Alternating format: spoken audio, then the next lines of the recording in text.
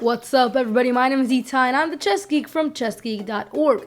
Today, as per request on one of my videos, I'm going to be looking at the Sturm Gambit. I noticed that there was not a lot of instructional videos online about it, probably because it stems from a very weird first move, being the bird's opening.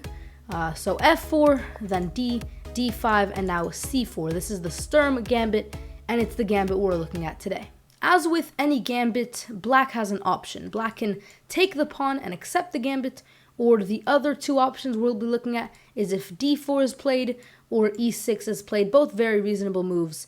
Okay, so first, if black takes the pawn, well, the big thing here is that black took away its only central pawn. So now, notice that the center is no longer controlled by black, and so you're going to want to get pieces out there as quickly as you can to take over the center, because once again, this pawn here no longer does that.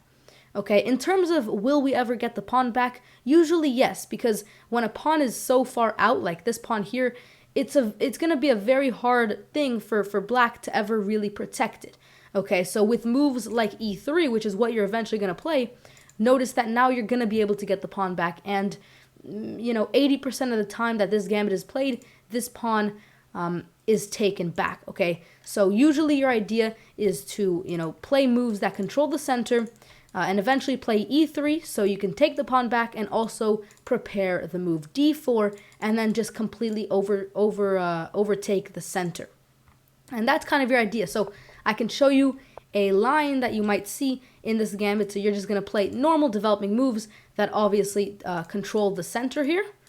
Okay, and your opponent will do the same, but notice that eventually e3 is what you're looking to play to capture back this pawn, and you're going to be in a very pleasant position. You'll notice that, black's central pawn is obviously gone, so really this move isn't very possible.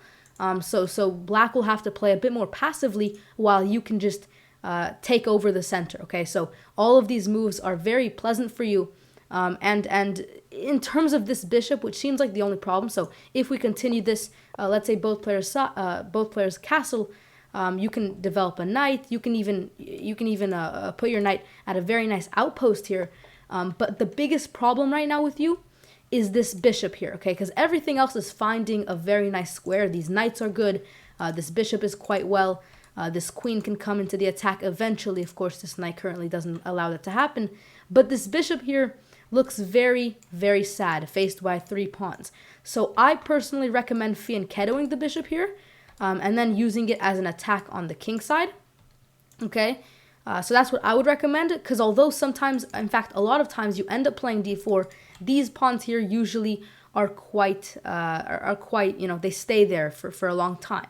Okay, so this diagonal usually will not be open for you, which is why I recommend trying to fianchetto the bishop. But overall, all of your pieces manage to find good spots, and once you play d4, you can have this wonderful breakthrough in the center, and you'll notice that you're just in a very good position. So that's kind of what happens if black decides to accept the gambit. Now let's look at the other options. I just want to mention that if you have any ideas for future videos you think will be helpful, then definitely leave them down below. This video was actually commented on a previous video, and so if you want your idea in a future chess video, leave it down below. What happens if you're faced with e6, which is actually the best move for black? Well, the idea with e6 is if you were to take the pawn on d5 essentially stays there. And the pawn on d5 is a huge piece right now for black, as it controls the center. So already in the start, notice that when you started with f4 and made the bird's opening, d5 was the move that black chose, so it controls the center. So after c4, black is just ready to trade and stay with that big idea that black had in the start when faced with f4. Okay, now of course you are trading a c pawn for a central pawn, and that is a good trade. But the difference, with before is that before you gave away, or black gave away the central control. Here, black still maintains the central control, while you don't maintain as much. Okay, so that's why taking in this position, although you are trading a central pawn for a c pawn, is not as good. So instead, what options do you have? Well, with a move like e6, black is just playing very sound. So you're not really going to be able to play as aggressive as before. And instead, you're going to find yourself playing more passive moves. Okay, so you can try to fianchetto the bishop rather than, getting it out there like before, okay?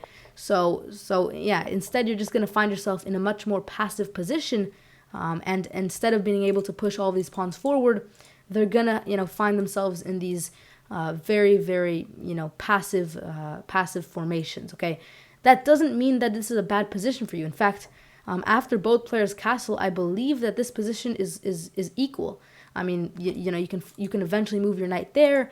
Overall, you have, some nice pieces. Your bishop can find itself rather than having to fianchetto it like before. Your queen can get out there. So just because you're playing passive doesn't mean that you have a bad position.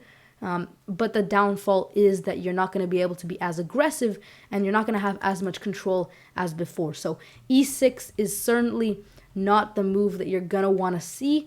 But that doesn't mean that you're gonna be, you're gonna be out for the game. You still have some good chances to even out the playing field. Let's move on to the final option that black has, which is pushing up the pawn. d4 is actually a very interesting idea because rather than in the other variations where this light square bishop was very happy and got into the game, with this move d4, this dark square bishop usually can get into the game because d4 very highly encourages d3, which obviously opens up this diagonal, and eventually you're probably gonna be met with e5 because black is not going to keep their pawn here that's trapping this bishop forever. So a lot of times this pawn here will eventually capture here.